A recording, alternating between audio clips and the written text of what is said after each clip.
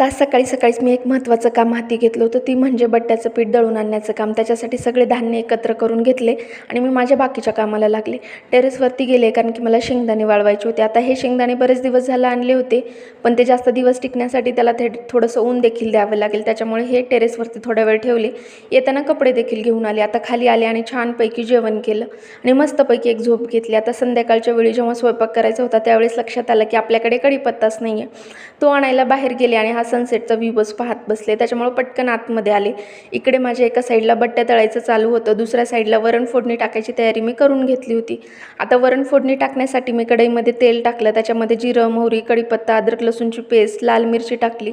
आता तुम्ही म्हणाल की असं कसं वरण बनवते, याच्यात कांदा नाही, टोमॅटो नाही. तर कांदा टोमॅटो मी हे सगळं डाळ शिजवतानाच त्याच्यामध्ये घातलं होतं, जेणेकरून आपल्या डाळीला जास्त छान चव लागेल आणि डाळ छान एकजीव होईल.